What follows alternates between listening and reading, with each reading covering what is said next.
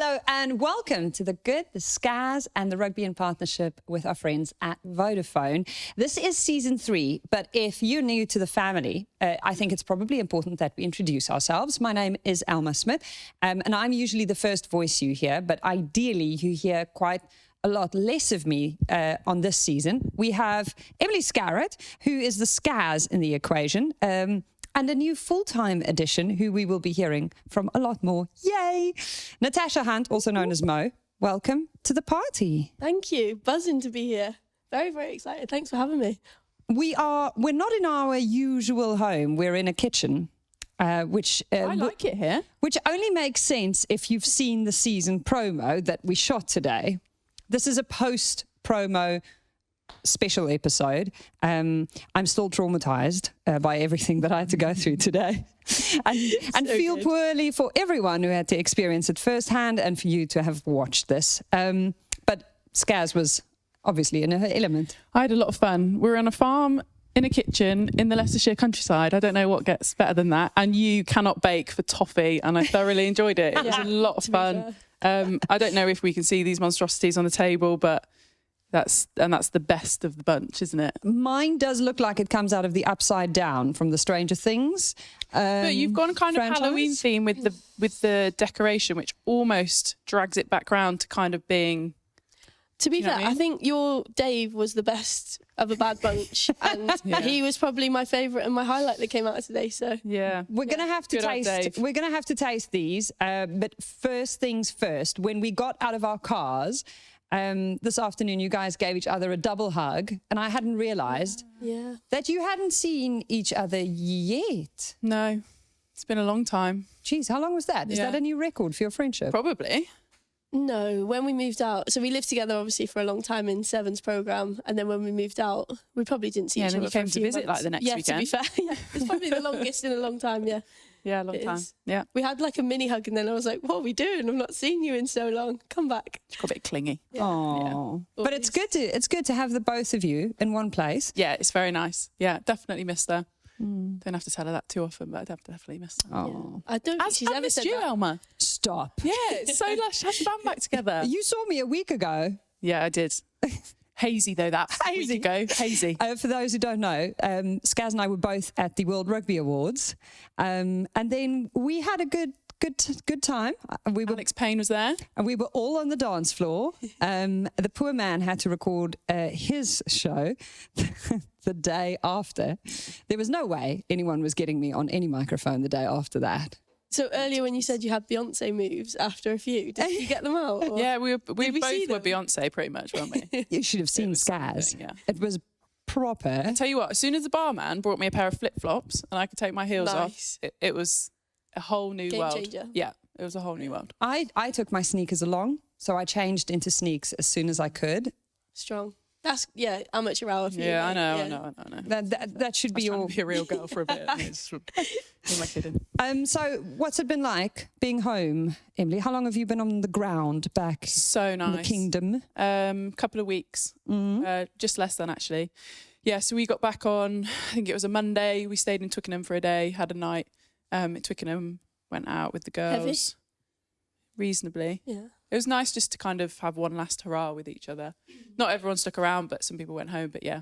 And then just to get back home, moved house before I went away, and I've hardly been there, so it was quite nice to get back and figure out how to put the heating on, because I didn't need to do that before I went away. You didn't need to be doing that, mate. I know. Energy crisis. Yeah, just find the jumpers, isn't it? But yeah. Hot water bottles central. Yeah, 100%. So now we don't have Mike Tindall as part of the party. He's not on the guest list anymore. And if you saw the season promo and felt a little sad for him, I get it, because his performance was brilliant. He's always very good, isn't he? And I just love that he was willing to be the butt of the joke. Oh, he's just so great. I actually love him. Kind of a little bit sad he's not here as well. But yeah, we do miss him. We love you, Mike. And also, the last time he went to Australia and competed, it went pretty well for him. It did. This time, he didn't get a gold medal, but tons of love. Tons of love. He did well as well. Cyclone was yesterday. We were just discussing it. That's so much fun. But yeah, I mean, he's a great guy, isn't he? He always comes across super well, and really glad that he was able to get as far as he did. We'll miss him, but it's all about the girls now. Well, he's part of the broader family, and I have to say something for the broader family here. While you were away, and Mo just disappeared from the face of the earth for a few weeks there, we had a pop-up shop on the Good, the Bad and the Rugby, and the amount of great feedback, but also just anecdotal reactions from people.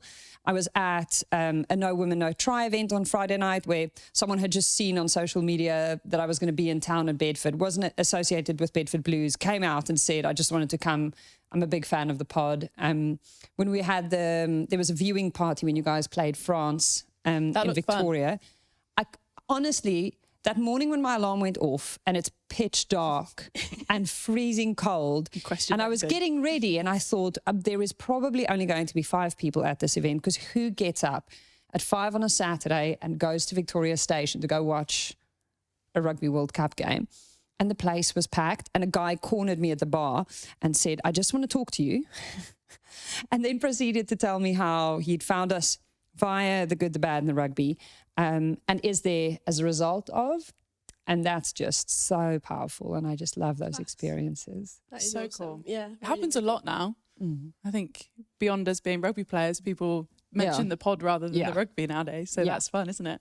And I love that. I'm here for that, by the way. I haven't experienced that yet, but I'm here for it. So. And I love that guys are feeling welcome and part of the conversation and part of the party and feel like it's accessible. So we definitely want to thank the guys for that, and also just in general for the support, and then for Vodafone for coming on board.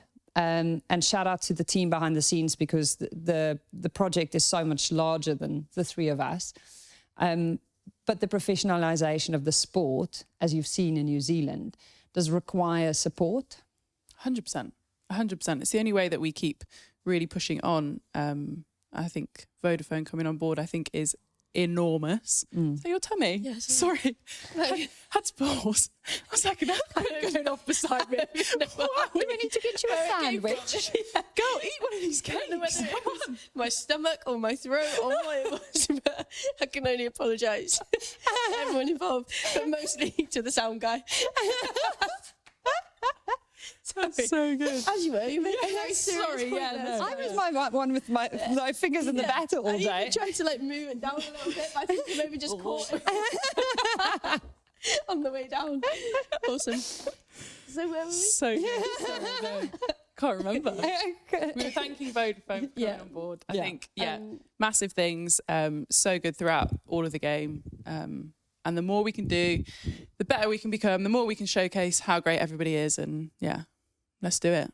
And the stakes and the storylines, these 2 things are absolutely crucial. When you have a great big tournament like that, where there's a massive title up for grabs and medals are going to be given out at the end of it, and you know who the people are on the pitch and why you care for them or are rooting for them or are engaged in the outcome, because you know the odds they've overcome, that's so powerful. And I just love that we're seeing more of that.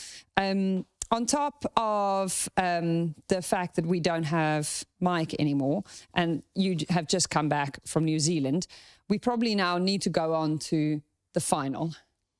Let's do it. Okay. Rip the Band-Aid off. Okay. Rip it off. Have you spoken about it yet? We had to do a bit of media straight afterwards, and I've spoken about it with, bless, every Tom, Dick and Harry in the airport that wanted to talk to us about it. But yeah, probably not properly, no. Let's do it. Okay, so tell us. It was rubbish. It's so hard, isn't it? Because we went there to win the World Cup.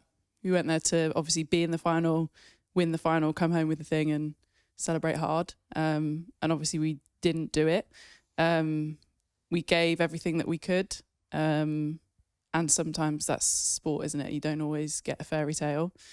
You don't always get what, I don't know, maybe you think you deserve or what you've worked so hard for, or just it doesn't work like that. Otherwise, every team there would have walked home with a trophy. So it's a really tough one to take. I think, yes, all the work that had gone into it, but I think one of the biggest things is around like the expectation that we had as well from ourselves, but also from everybody else going into that tournament. But then obviously sometimes you step away and everybody that you speak to in the airport and all of that sort of stuff is, saying what a brilliant final it was. the crowd that came out, the support we've had, the interactions, all of that sort of stuff. And actually sometimes you do have to take a step back, take a deep breath and look at the bigger picture sometimes in the broader landscape perhaps of the game. But yeah, for a player who was playing in the final, you're just gutted. Did you feel that support? Like, did you feel it out there? Because I know the time difference was obviously like quite tough for a lot of people, but it like you mentioned I was underground. I'm sure we'll pick up on it later, but yeah, like, did you feel it when you were out there? Yeah, definitely. Obviously, social media is one of the biggest ways of being really connected with people, and that was, I mean, I'm not big on it myself. I was going to say, on what social media did you see what? Do you know what's no, but do you know what's crushing? Like, Scaz literally does not post. Like, bit of a standing joke in it. Let's be fair. Doesn't post, like, not engage at all. The most followers by an absolute mile of anybody that's in our team, and everyone else is like, what more can we do? Yeah, it's about the quality, not the quantity. Just keep doing you, Scaz. Yeah, we can come at you, but actually you're winning the game. So. And her engagement, I mean, her numbers are sky high, but if you go click on the comments, every single comment is, you posted. It's so true. I also said to you guys I'm going to get better at it, didn't I, about a week ago? Yeah, and have we seen anything since? Building up to it. Yeah. Building up to it. Maybe we should just get you on B-Reel to start with. I feel like it's training wheels. Please. I mean, it doesn't require nearly as much as TikTok. Yeah. You literally just take a selfie. Yeah. I mean. And also, you don't have to have the fans on that. You can just have friends. Okay. Yeah. Sorry to all the training fans, wheels. But Yeah. We'll get there eventually. Fine. So when I was at the viewing party with Ollie, Ollie Perry was sitting next to me, and we watched Santa's post-match interview. Proper. And she absolutely broke down because Sarah Hunter was so strong in that post-match interview. It's heartbreaking to watch. And she said the thing that gets to her is she wouldn't want to go to sleep because she wouldn't want to wake up and have that realization. And you're nodding because that must be probably the most traumatic thing about something like that. Yeah, it's really hard. I mean, just a word on Santa, she's unbelievable. Like, we were all stood consoling one another and whatever else, and then all of a sudden you hear her voice and you're like, flipping heck, I forgot that she'd have to basically go and do immediate media, and to a stadium who, let's be honest, don't necessarily want to hear from her. They want to hear from the Kiwis who've just won it. So she is, she's a phenomenal person, isn't she, in terms of how she goes about her stuff. And she, you know, no more than anyone, just absolutely gutted. She puts everything she has into that team and her rugby and all that sort of stuff. But it's a really hard one. Like, even now, driving down here, you start thinking about things and you're like, what if? You know, constant what ifs. If you'd done that differently, if you'd done that differently, if that would have, you know, something different would have happened there. But it's one of those where obviously if you keep going round and round like that, it'll just continually peck away at you and eat you up a little bit, which, you know, is not healthy. Fundamentally, we can't change it. And also in the grand scheme of life, you know, it's a rugby game. So sometimes you've just got to step back, find a bit of perspective, take a deep breath. And put your head down and plough forward into the next thing, which, to be fair, has been difficult in the last couple of weeks because we've had a couple of weeks off, which everyone thinks, oh, that's amazing. Yes, but then you've lost your, like, it sounds a bit extreme, but almost your focus and your purpose for perhaps what it is you're doing. Whereas I'm the sort of person, I probably just want to get stuck back into something, whether that's forgetting about it and just brushing over it. I don't know whether that's perhaps not dealing with it, but I think that's normal, isn't it? Like, when you come back from any tour, it's like you don't want to cook for yourself because you've not had to cook for yourself for you guys. I couldn't wait to cook for myself. Well, like 4 months. Like, some people go one of two ways. You wouldn't believe how badly people do a scrambled egg. Yeah, it's unbelievable. Honestly, breakfast. A nice scrambled egg. Yeah. Poached eggs as well. Like, run it all the time. But no, like, you come off tour and it's like you don't want to talk about it. You don't want to, like, associate with it. But you've been told what to wear, where to be for, like, however long. So for you guys, 2 months solid. And then all of a sudden you're like, okay, like, I don't have those people around me. Like, you're not constantly, like, surrounded by people. You've not got that constant stimulus. And it is a hard one, and let alone when you have that added bit on top of it. Yeah, it's a really difficult transition. I think it's one you never really pay much attention to. And obviously if we'd won, we'd probably still be drunk and partying somewhere all together. But obviously when you don't do that, everyone disperses and you have to figure it out again. You go home to an empty house, or, you know, your other half's there or whatever it is, and then it's like, oh bosh, normal life again. And actually, what is normal life at the moment? Because we came together in end of June, beginning of July. Start of July. Pretty much been together that entire time, focusing and working towards that one thing, and we didn't quite do it. That's so brutal. Sorry to be a Debbie Downer. No, but it's also just for us as fans, it was a downer for a few days, but it's your real everyday experience that's so harsh to just listen to. And I think the thing that my brain went to that morning when we were talking about the final in the immediate aftermath, I said the one thing that concerns me is how people will react, because I just wanted to kind of draw like a line around you guys and say, like, no one gets to be mean, no one gets to be like hurtful here. Do you know what though, on that, I don't think I've seen one mean comment or one comment that's not been positive, which for me is a massive takeaway. Like, it doesn't mean anything to the girls right now, like I'm not talking for them, but like obviously you can't take any of that hurt away, but nobody has said anything like negative. Everything has been positive, everything has been about moving in the right direction and what you guys have done, and I just think that's so powerful. No, I'd agree. I think obviously that's never the first thing on our minds, but obviously it's something that could potentially really impact you if it did happen. But as Mo says, the reaction, the support, the rallying around that people have given us has been unbelievable. And obviously people look at you and give you that kind of oh, I'm really sorry, or does that make it worse? Final. It's really hard because they're being really kind and genuine and, you know, wanting to share their condolences, I guess, if that's the right word. Commiserations. Yeah, commiserations. But at the same time, it just brings it back up again, doesn't it? Yeah. Whereas sometimes you just want to sit on it and then crack on with the next thing. We were literally standing make scrambled there. Eggs. Yeah, I'll make scrambled eggs. Make them proper. Make proper scrambled eggs. But I was literally standing there with Shira, our producer, and a few other people saying, I feel like I don't even know Lydia Thompson, but I just wanted to send her a message and say, like, I don't even know what. Like, literally, I don't even know what to say. But, like, in that moment, you just want to hug someone and, like, comfort them, because it must just be such a brutal experience, having been shown a red card at a moment in the game where you guys had all of the momentum. It just seemed like it was all going England's way, and it was just ticking over, and there was just such a nice almost cadence to it that I literally at one point thought, oh, this is, I think I've said it, oh, this feels quite nice. Look at this. I mean, it's a final and it's not torture. Yeah, I mean, 14 players or 15 players, it was never going to continue that way against the New Zealand side. But I heard Mo speak about it when you guys were on GBR, and Lydia is the kindest soul you will ever come across. And as soon as the final whistle went, that was the first person I tried to find, obviously with all the girls coming off the bench. And just her little face was just completely heartbreaking. Look, it happens. Like, we could have and should have still won that game with 14 people. That's the bottom line. And, you know, everybody can reflect on that game and wish they'd have done something different, or if I'd have done this, you know, could that have either stopped them scoring or made us score, and da-da-da. So actually there's so many moments in a game whereby you can win and lose it, not knowing at the time.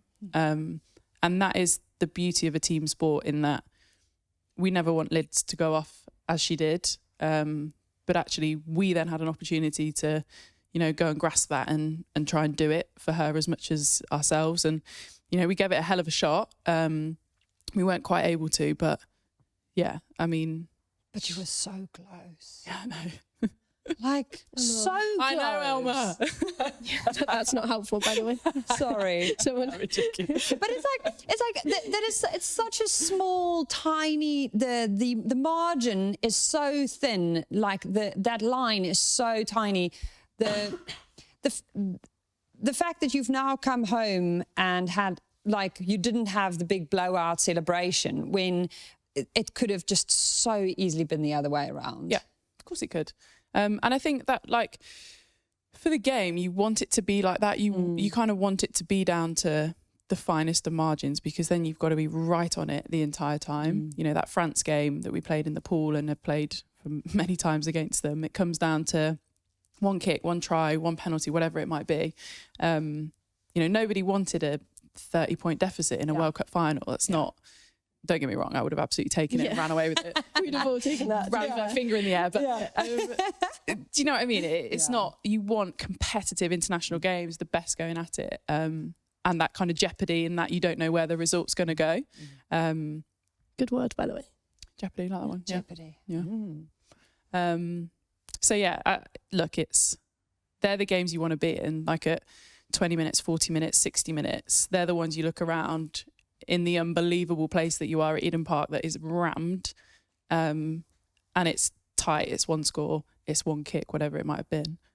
They're the ones you want to be in. They're the ones where people stand up and be counted or you don't. But yeah, it's hard to put into words. How was that crowd? Because my biggest experience with something like that is France away. How did it compare to the cauldron of a France away? It was amazing. And the interesting thing is, obviously, normally you get to warm up on the pitch, don't you, before you play? So you get a sense of the crowd that's coming in. Warm up on the pitch? No, so we didn't warm up on any of the pitches. Yeah. I didn't know that. I didn't either. Yeah. Feedback. No joking. So obviously the third, fourth playoff was going on beforehand. Because of the triple headers. Yes. So you warm up on the cricket field outside, where the cricket squares. So your first experience of that was walking. So your first experience is basically walking out, and I think their anthem was first, wasn't it? Was it? Yeah, because it's they're not technically at home, although it's a World Cup. It's kind of neutral territory. Yeah, exactly. Yeah. So I think they were drawn, so they sang first, something like that. And I remember just standing there beaming, because I was like, whoa. Holy bleep, this is unbelievable. Because the whole... Did you just bleep yourself? I myself. I can't remember whether we're allowed to swear or not. Oh my God. Yeah, but my gran listens. Holy sugar. Holy sugar. Sorry. Can we get that cut up? Because that is outrageous. Well, you know what I mean. Anyway, my point is... We walked out and holy bleep. Carry on. Holy bleep. But it was unbelievable. The anthem... I've lost my point now. Their anthem, just standing there hearing that, it was unbelievable. I think being at Eden Park anyway, such an iconic rugby place, rugby venue, and then obviously the Haka as well, and facing that, it's just, it was nuts given the all traditions and rugby in New Zealand and all that.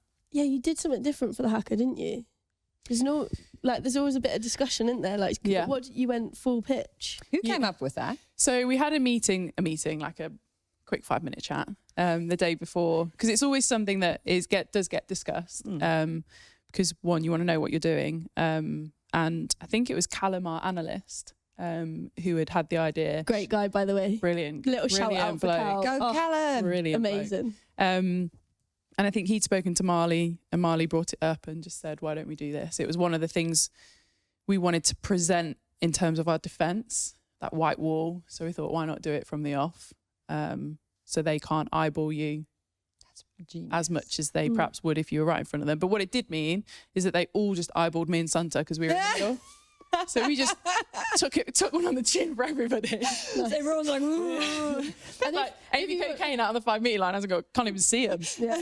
But us were like, yeah, go on then. But if you want two people to take it for everyone, you and Sons aren't a bad option. Do you know what I mean? Big shoulders. Big shoulders, Scaz. But it was interesting actually. I went to Twickenham when the men played last weekend, played New Zealand, and we were just doing a Q&A with Sean Fitzpatrick, and they were talking about the Haka and the importance of it, and he was like, to be fair though, people can do whatever we want because it's not about them, it's about us. It's about us doing that in terms of our own mentality and obviously what it represents for them culturally, etc. I was like, well, that was a bit of time wasted for us then, wasn't it? Kind of coming up with this plan and thinking of something to do. But he's going to say that. Made us feel better. I was going to say, but he's also going to say that. It's like media training 101. We're not concerned about what the other team is doing. We don't look at their selections. We play our game, blah, blah, fish-based, whatever. Fish-based.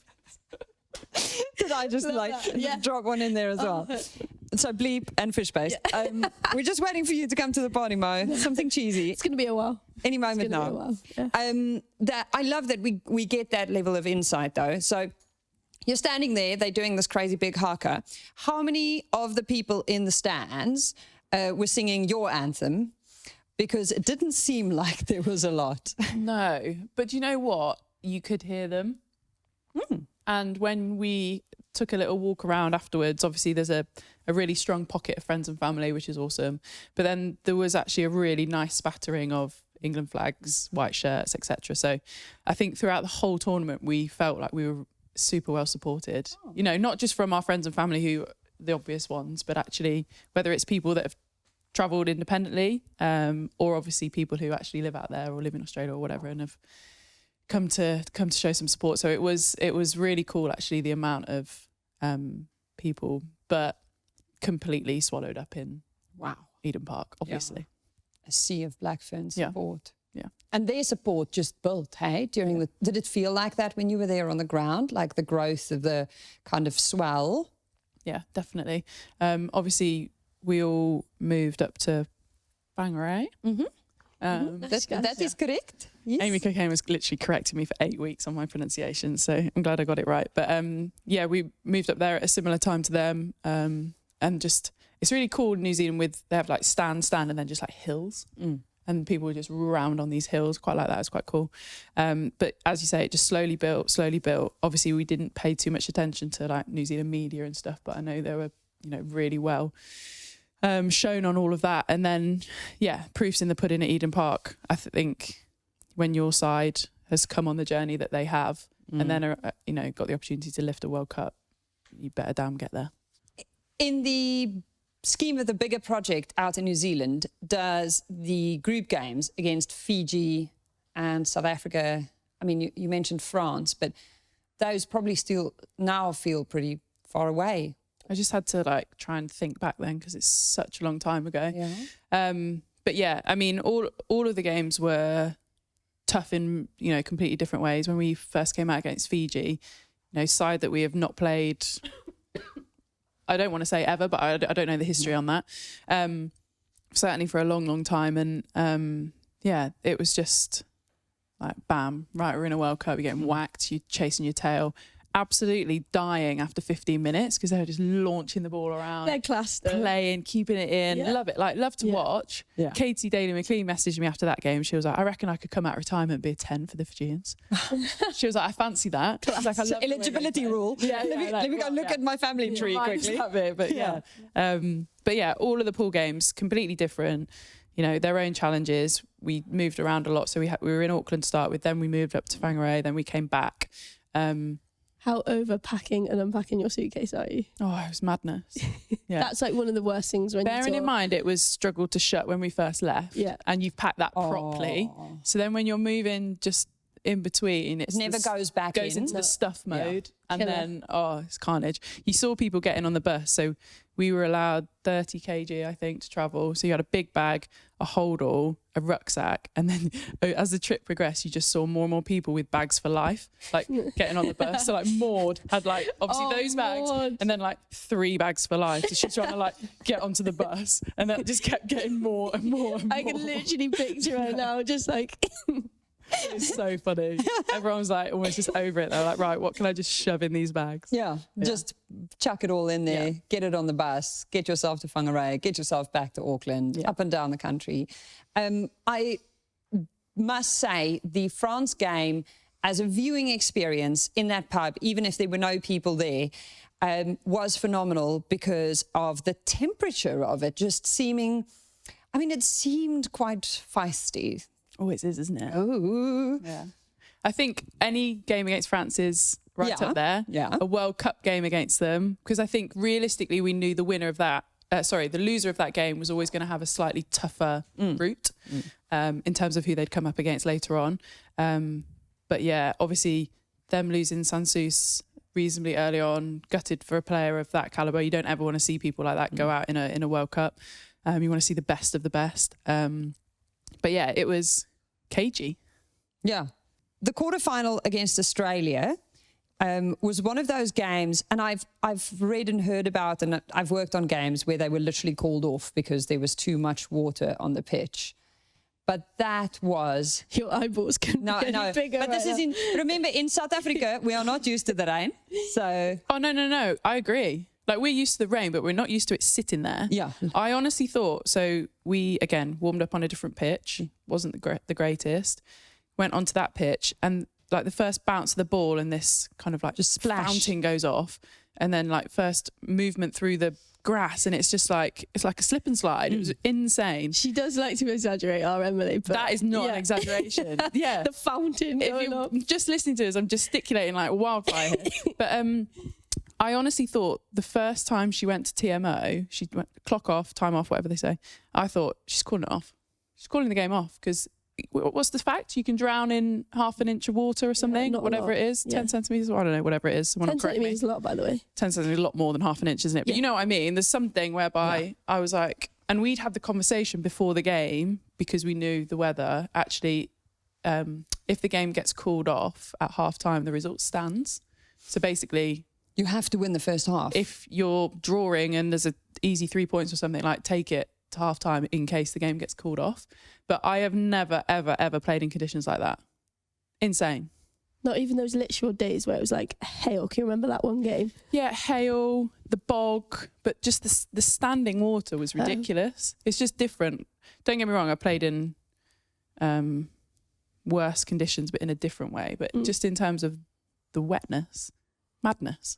in a pool, a shallow pool. Yeah. Yeah, it was insane. Bit of water polo. And then Canada, 1926. Sorry, back to us. I had to physically wring my socks out at half time. Yeah, we We saw saw it. that. Oh, yeah. You went viral Put it on then. Instagram, didn't I? Yeah. Yeah. It's the one time you absolutely killed the content game. Yeah. Appreciate that. High five. Yes. Did the thank fans you. go wild or what? I don't know, I didn't see. Yeah, yeah. 1,700 message requests. Do you know what that is, by the way?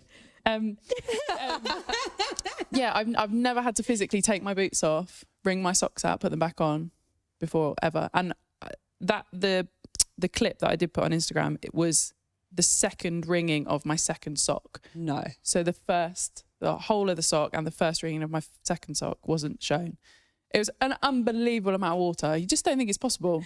Sorry, I'm still trying to process what you Yeah, just sorry. It's a very It technical wasn't all of the explanation. water, Yeah, basically, right. is what I'm trying to say. We missed a lot of water, yeah. Also, good thing you weren't playing in those old school shirts. You know, those old, heavy cotton imagine. ones where they just start weighing like 12 kilograms when they get wet. We were actually really lucky. It was one of the only times we got offered a second shirt at half time if you wanted to swap it. Which Did anyone not do that? I didn't, to be fair, because I thought, what's the point? Scaz. Yeah, but first tackle, you're back to square one. Yeah, but at least you go out and you're a bit Yeah. warmer. Then I had a freshie, didn't I? For, like, the rest of the trip. Oh, nice. Game plan. You are, this girl, she never ceases to amaze me, really. So clever. She says I exaggerate. So clever. She is. Like, she's genuinely one of the wisest people. Like, nobody else would think of that. The thing about Scaz, right, when you follow, like, I got to a point where we're going really off topic now. I'm just going to roll with Are it. you going to talk about lunch? Yes. Right, see, she knows. Right, you always need to follow Scaz in a dinner queue because you have so much option. Like, there's buffet style every time you eat. And, like, I'll always sit down with my plate if I go first. And then I'll look over and Scaz has, like, made herself a little sandwich, or, like, the options she takes are just exemplary every time. And I'm like, so now I just follow her. She's just really clever. Food game. Yeah. So strong. It is Honestly, true, though, isn't it? The amount of times I've sat and listened to her say that about me is ridiculous. I know- Strategy queen. Yeah, honestly, she is. She just assesses so well, like, every situation, and then, whereas me, I'm just a doer. I miss all of that. You're just like detail. scoop, scoop, yeah, scoop, scoop. like, and then I'm like, oh, what have I even got? Anyway, carry on.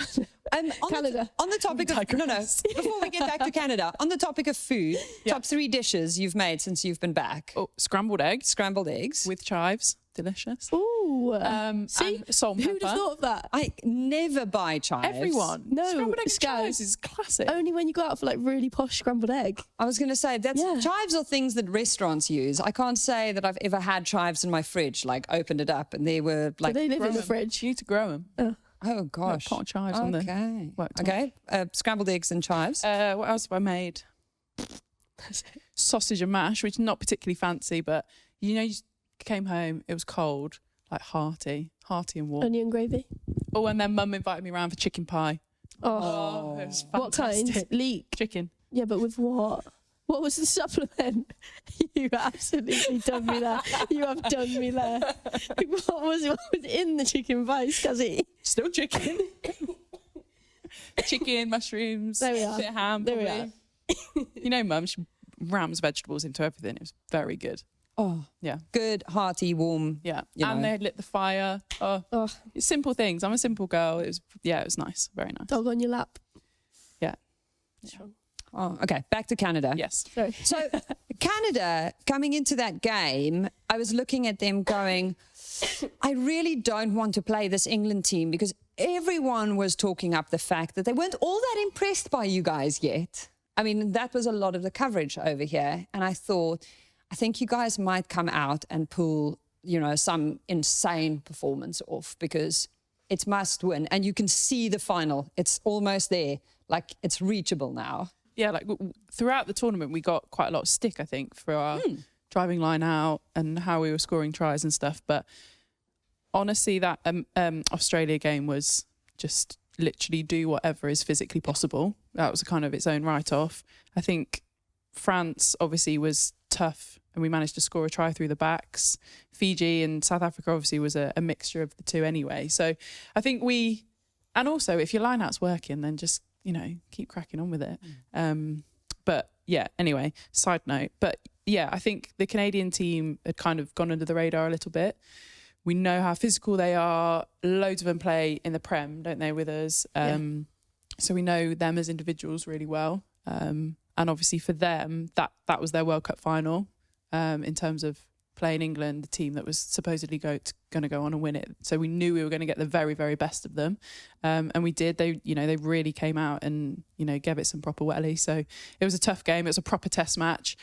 It was brutal at times. I think it was the sorest I've not ever been, but for a long time after that game. Worse than that France semi in 2017. I cannot possibly remember that, but it was similar vibes. Yeah, like you only get games like that, you know, once every few years. Well, as a back I do anyway. I think forwards live that daily, but as a back I do. Yeah. Every training session, every game ever. Can't speak on behalf of them, but yeah, it was really tough, and it was one of those where actually semi-final, just find a way to win, find a way to be on the right side of it, and we managed to do that. Some good bits, some that was a bit sketchy. Abby Dow's try, unbelievable scenes. What a gal. Sure. Try of the year. Yeah. Try of the year. Rightly so as well. I was going to say, how do you beat that? Like, literally. Come on. Yeah. It cracked me up. Ellie Kildun running next to her, like, pass me the ball, pass me the ball, pass me the ball.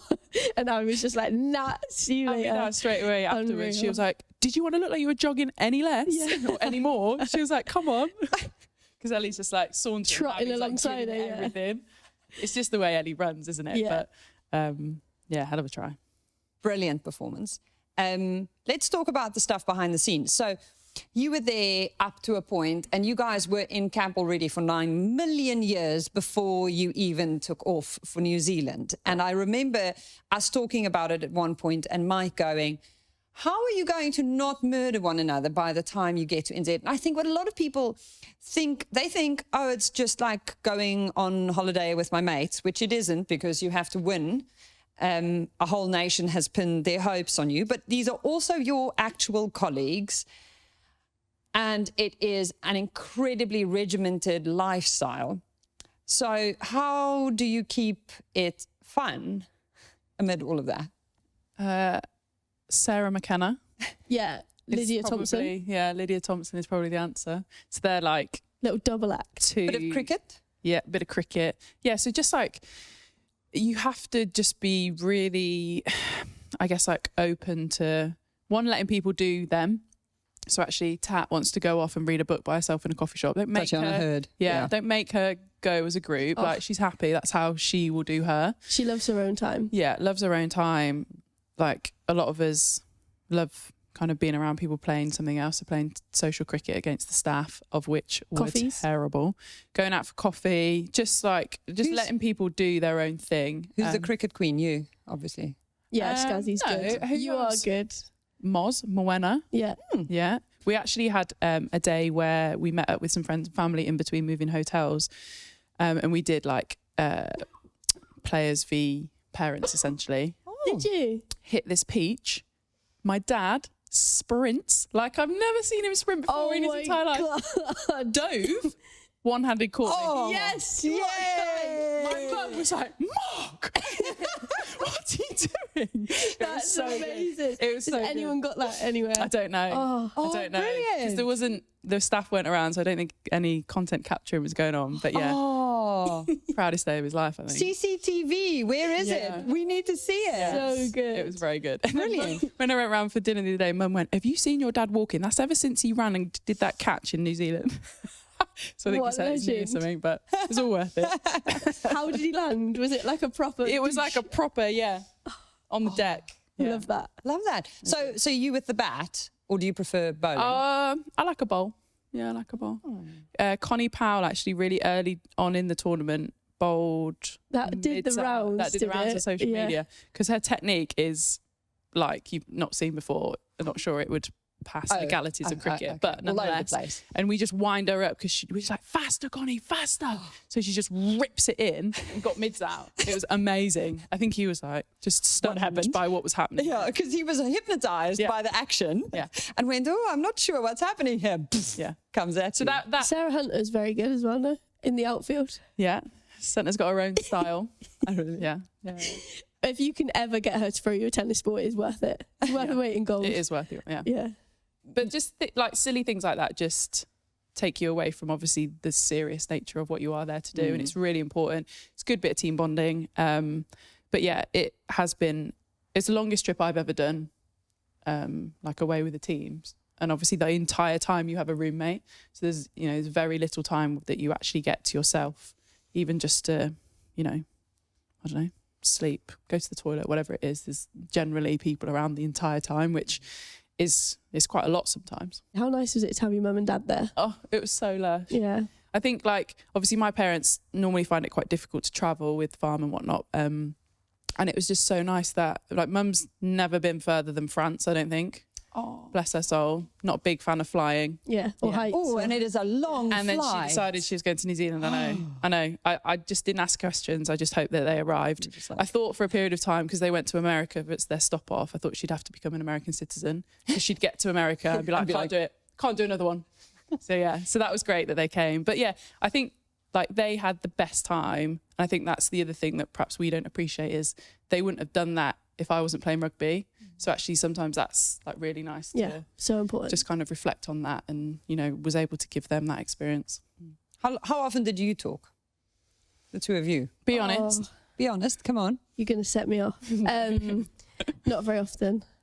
Not very often at all, was it? Yeah. I think it was hard. At one point, Scazzy said, "Can we just communicate in memes, even if you don't talk to me? Because I just want to be able to talk to you." And I was like, oh, yeah, it's tough. Obviously, it was really hard. Mo not being out there, best of friends, chat all the time, roommates. Yeah. Never get bored. Never get bored. But obviously for her, it was really difficult not being there. Time difference anyway makes it difficult, doesn't it? But obviously everything I had to tell her was around where I was and what I was doing. And therefore that's, inevitably very difficult. So yeah, I tried. Yeah, you did try. And it wasn't a case of me not wanting to either. It's just my capacity at the time wasn't there to be able to almost support in that role that I normally would, I guess. She got some making up to do, basically. You're lying. You're lying. But that must be so hard, because it's almost like you two seem like Mo's almost like your safety blanket, and then she wasn't there. Yeah, 100%. And that, I did find it really difficult. Obviously, the day of selection, she told me just before that obviously she hadn't been selected, she wouldn't be coming. You try not to be selfish about it, because you're like, your best friend, your roommate isn't coming. Actually, obviously wanted to be there for her and feel all of her pain. But part of me was a bit like, shit, what's that now going to look like? Yeah. So it was incredibly difficult. Even just trying to find a new roommate, someone that you felt really comfortable with for 8 weeks. It's a long time to just room with somebody that perhaps you don't know as well or whatever. And then obviously, trying not to be selfish about it and actually being there for someone who's hurting. Oh. Don't start. Yeah. Is it still sometimes just the shock? Is it still gosh, that actually did happen? Yeah. Yeah. Even now when we talk about it. Yeah, I think so. I'm a bit ill at the minute, so I think that's why I'm so emotional. Yeah, just drained. Yeah, just knackered. A long day as well today. Yeah, it has been. But no, like it's still so raw. Like it is. And like, well, I'm gonna go. But like I think Santa hit the nail on the head when she was like, it just should never be a shock for anyone, like something like that of that magnitude. And I think anyone that knows me knows how much I put into everything, like, and I literally I couldn't have done any more. Like, I think the way I trained through the summer, what I did, everything about like what I tried to do, like I don't feel like I could have given it any more. So I'm like super proud in that I was just never enough, and like that's okay. Like I can hold my head high with that, but it just feels a bit cruel. Like it just feels a bit unfair that I didn't know it was coming. Do you know? And maybe that's my fault. Like I keep reflecting on it and being like, maybe I'm like arrogant, or maybe I'm like deluded in my ability or how it went, or do you know what I mean? Like, and don't be ridiculous. Yeah, I know, but like you do, like your head goes there because like that's just the type of person I am, and like I would never, like it's no disrespect to anybody at all that's like there in my place. Like I have full respect for everyone that's in there. Like everyone's worked their asses off, and it's like it was a class. Like I really enjoyed the summer, enjoyed like competing and stuff like that. But I think not one part of me saw it coming. Yeah. Which was like the hard bit. But I think like not just me, like the overwhelming like messages that I had and stuff from the girls and it like media and everything, like it's been a lot. And I think that's kind of why maybe I haven't dealt with it in the best way possible, but I did go underground because I didn't know what to say. Like I didn't know what to do, I didn't know what to say. So I still don't. Yeah. It's really brave. You're sitting here talking about it. Yeah, I know. I think it's about time that I did, you know. What makes what happened to you so brutal is the fact that no women's player has ever had this experience in rugby. No one's greatest moment of pain for their country has ever enjoyed this much coverage. It was everywhere you look. Yeah. It was all people spoke about, which is the greatest compliment to you because no one saw it coming. It was honestly the kind of news that made people in my office go, what is happening? And the fact that it shocked all of us means that you're not going crazy, that you're not arrogant. Hopefully. But also the fact that it shocked everyone that much and it made so many headlines is probably also the greatest compliment to the sport and where it is now. But you were the collateral damage in all of that. Yeah, like, I don't even know where to start to like depict it. But so like, first of all, when like I got a phone call to say, I was just a little bit like, what? Like, I didn't really know what to say. I text Santa straight away. And then just turned my phone off. I was like, I didn't even look at the squad. Like I didn't know. I had to wait for Tat to come home because Tat was really nervous. So I live with Tatiana Hurd as well. I also live with Beth Ann Lewis, who plays for Wales. So two girls that actually went to the World Cup. So like that in itself, like again, was like another whole thing to like work through because I'm so proud. Like I was unbelievably proud of Tatty, like so happy. And then you've got the other side of that where Amber Reed's missed out on the squad. So you feel the same pain for her that like you're going through. And like Beth going to a World Cup as well, which is awesome. So like I was fortunate enough that I'm in like a weird house situation where two people have been crashing in my house, and like Sam Monaghan, Lizzie Golden, like absolute godsends for me, because if I'd have been in that house alone, like I honestly don't know like what state I'd be in. But yeah, like so I turned my phone off, didn't really want to contact anyone, got drunk all night, like didn't want to sleep because I didn't want to wake up and feel like have to deal with it. And then naturally like you sort out all of your appointments and stuff, so had my hair booked in for like 9 o'clock the next morning, which I went to. I don't know why. I literally was drinking a can on the way in. Like Lizzie walked me in because I hadn't slept. We've just been like absolutely battered all night. I just sat there and I was texting you actually in that appointment, like crying my eyes out, to the point that my hairdresser went and got me the biggest bouquet of flowers that I've ever seen. She's done my hair for like 10 years. She's amazing, like such a nice girl. Jess, one of the best hairdressers, hopefully. Shout out. Yeah, shout out. But no, she went and got me this massive bouquet of flowers because she was just like, didn't really know what to do. And obviously you sit there and she knows me. She's known me for years and years. So we talked about like the build up and like how tough training's been and all this sort of stuff. So she got that side of it as well. And then Sunta came down on the Saturday. She was like, I just want to see you. So she came down, we went out for breakfast, and I got like 2 missed calls from my mum, and I was like normally, you know, when like your phone rings and you're like, oh, like it's all right, I'll ring her later. And then she rang again and I was literally like, what is going on? Like my sister's text saying pick up. And then mum said, oh, have you seen the article? Like, have you seen the news article that's out? And I was like, what do you mean? And she was like, oh, like BBC have released an article saying you're not going to the World Cup. And like, I didn't know if you knew. Before selection had been announced. So you think you're still the only person dealing with right. this? Yeah. So like, I know, the girls know, people are rallying around me, my family know, and like I hadn't even told like my wider family at this point or anything because I didn't know how to say it. Like I didn't know what to say. And I'm just sat, like, I literally hadn't eaten in a few days. It sounds really dramatic, but it's your life, you know? So, I hadn't eaten in a few days, and I was sat there with Sunta, and then I was just broke, like, I couldn't eat, like, didn't eat anything. 4 of the Gloucester girls randomly walk in as well, and I'm literally, like, head down at this table, just crying, like, trying to catch up with my mate. And, like, I was prepared. I think it was Tuesday the squad was out.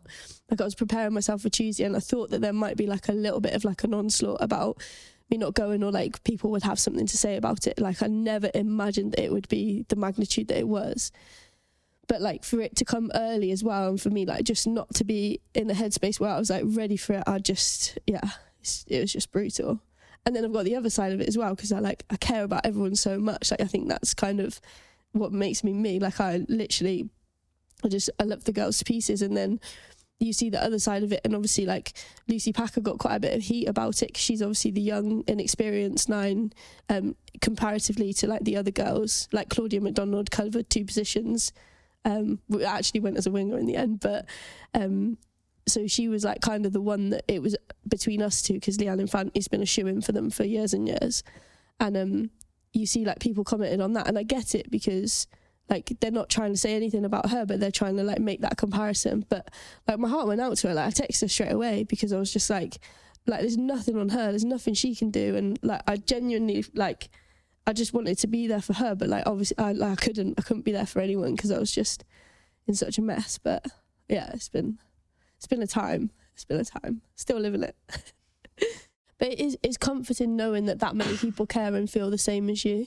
I think that was the biggest thing for me. And like I might not have got back to people, and I might not have had many words, but the fact that they actually were there and they were saying like what they like, it did mean a lot. I think the saddest thing for me is on that Thursday night I deleted turned my phone off, and then basically I like to DJ. Like I love music. Like music's like my thing. It's my getaway. Like it's something I go to for everything. And DJ M.O. Yeah, DJ M.O, if you don't know. But yeah, I like turned, it must have been like 3 a.m. The girls were like, oh, why don't you DJ? This was in between, we literally saw off like this massive bottle of Baileys. Like, I'm not promoting alcohol and don't drink responsibly, everything like that. But it was just one of those days that just had to happen. Do you know what I mean? Like, I just needed to do whatever I needed to do, and that was it. Yeah, and I turned my laptop on because I was like, oh, like the girls were like, why don't you have a little DJ session? So I was like, oh, love it. But unbeknown to me, your WhatsApp now works on your laptop if you're on Wi-Fi, whether your phone's on or not.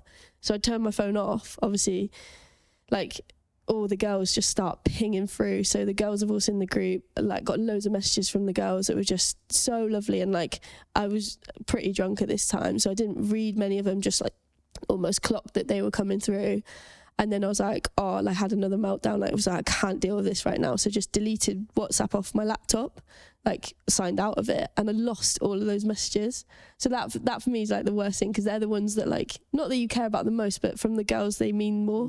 Not that they, I don't know what I'm saying, but you know what I mean, like they're the ones that have been through it with you, and they're like, they're the ones that really do matter. Okay, so if you sent Mo a message in the first 24 hours, please resend, because it's still on your side on WhatsApp. It's just not on her side. She messaged me to be like, Scaz, can you apologise to all the girls that have sent me messages, please, because I've lost them all. Really? Yeah.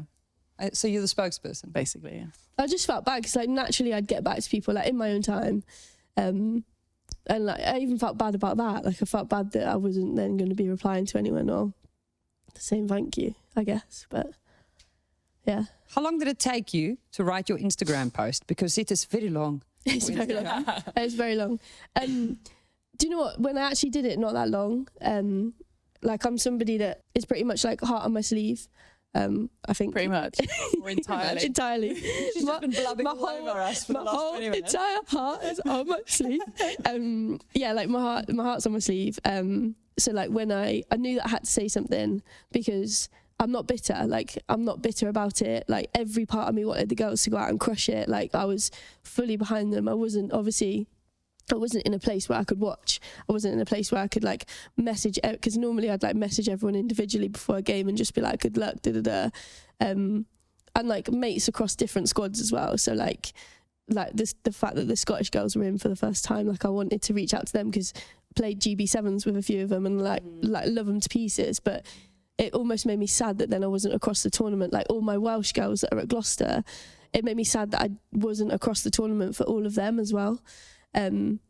But yeah, like when I decided that I needed to say something, like I wanted it to come from my heart, and I wrote it.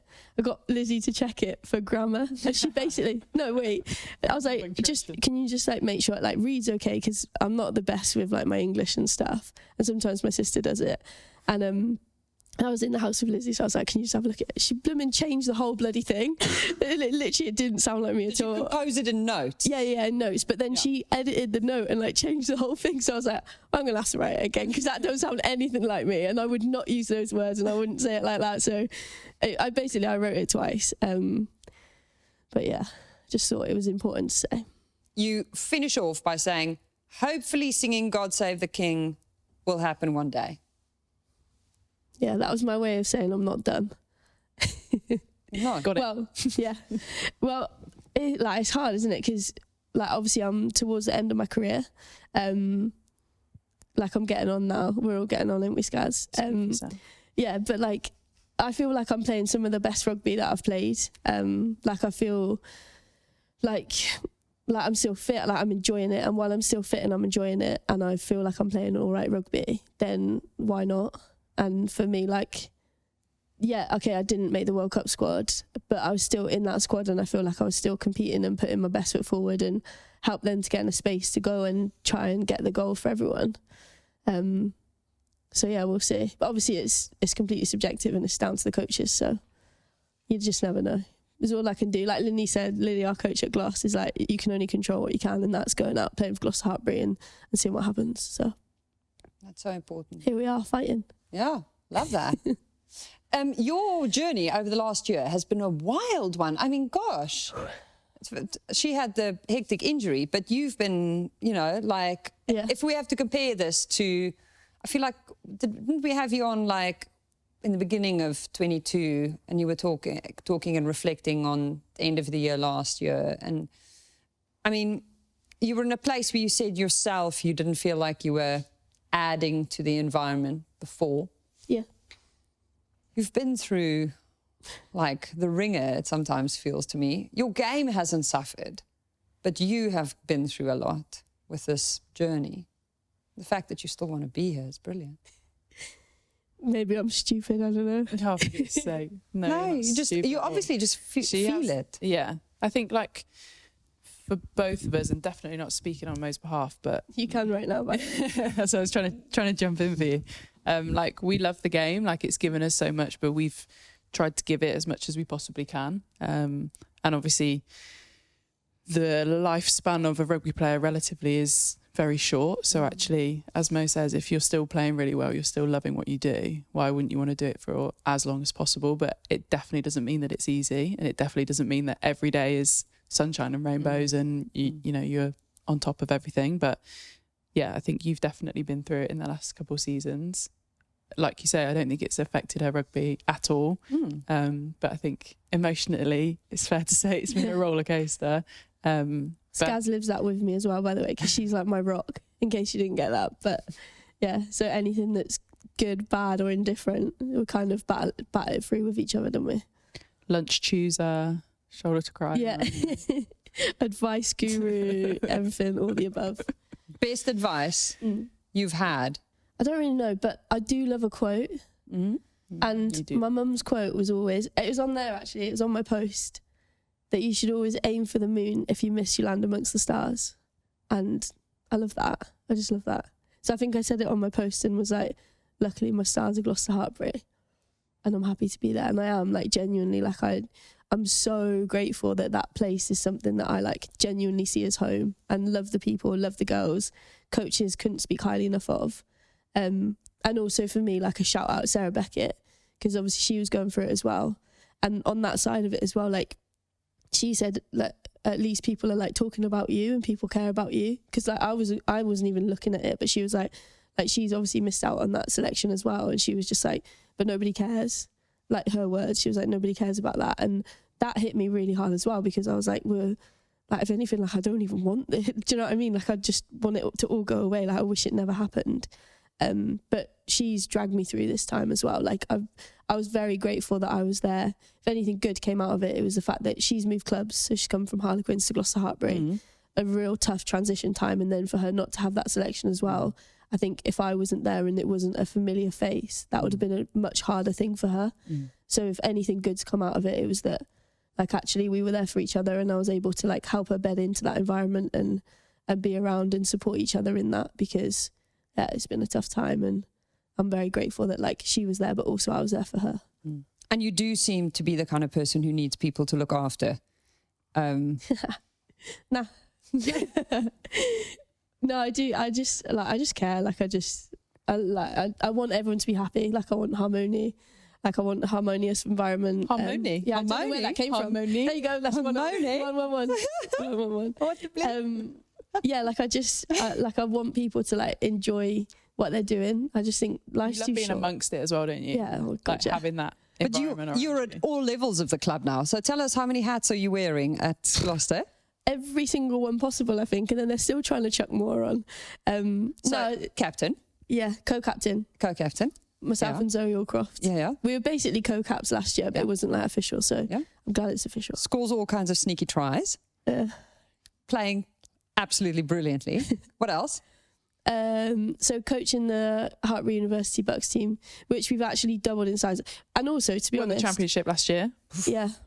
Won the champ. Don't know how we did that, but it's class. But you're also, like, what, team managing, I mean, welcoming Sarah Beckett to the fold, just being the, you know, Burrito nights, Burrito nights, Gloucester's own Gloucester tourism representative and ambassador. Yeah, show the girls Gloucester Vegas on the night out, you know, like the little strip that we like to go to.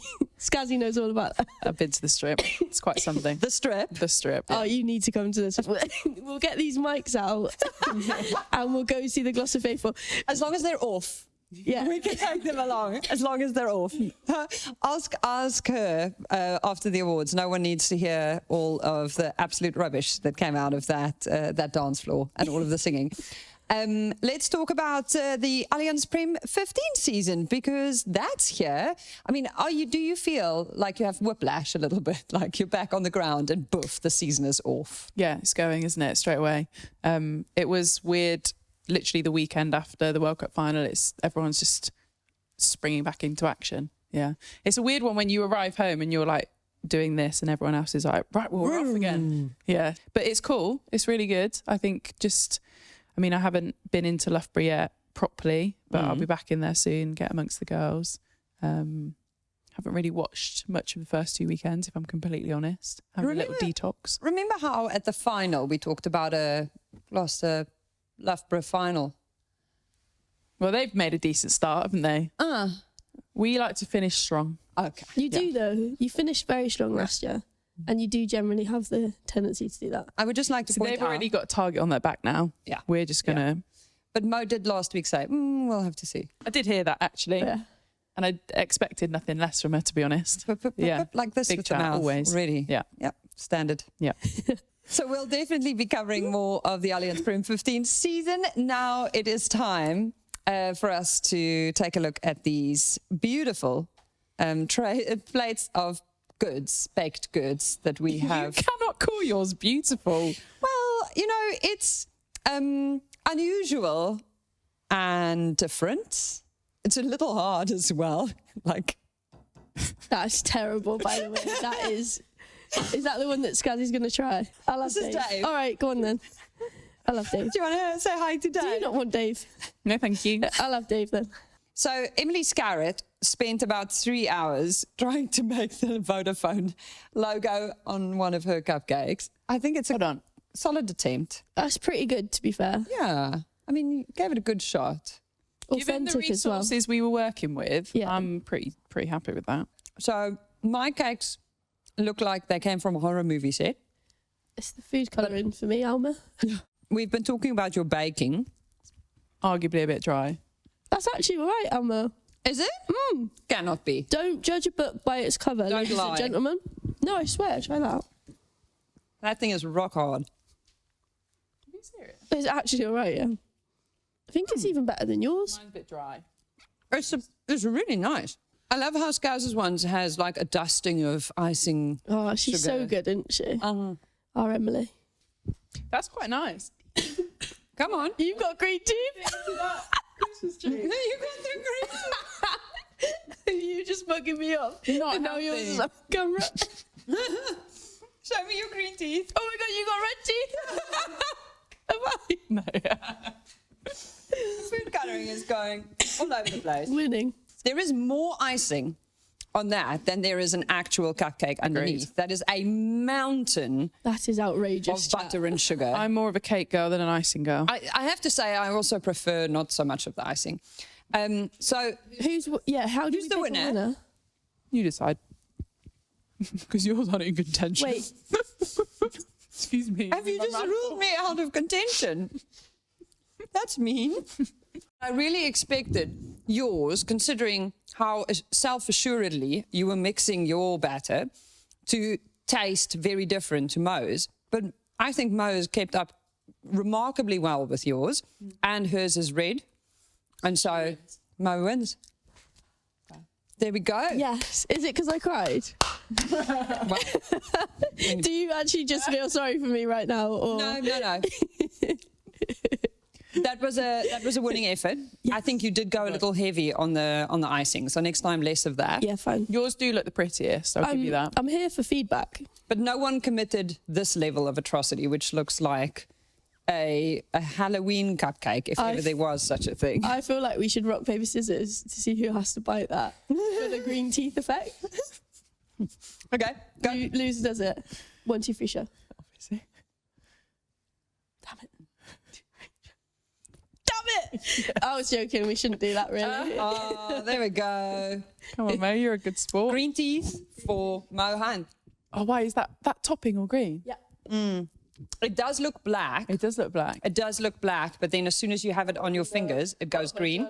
Don't be And on your shy. teeth, it goes green as well. Oh, that's the marble cake. Is it? No. Is that the... It's No, burned. this is the marble cake. The burnt one is the marble cake. It's all black and red and all over the place.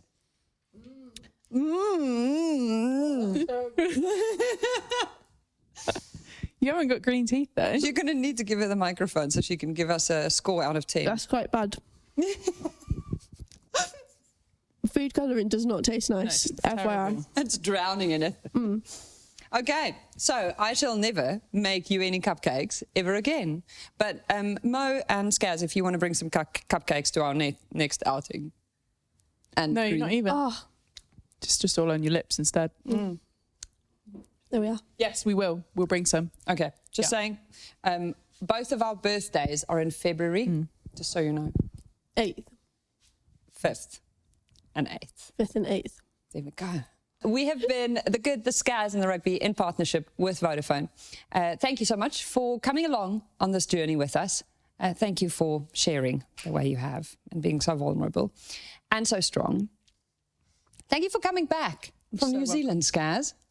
We appreciate that. Thank you for hosting us, Leicester. We will be back with more next time. This is a Folding Pocket production produced by Shara Kilgallen.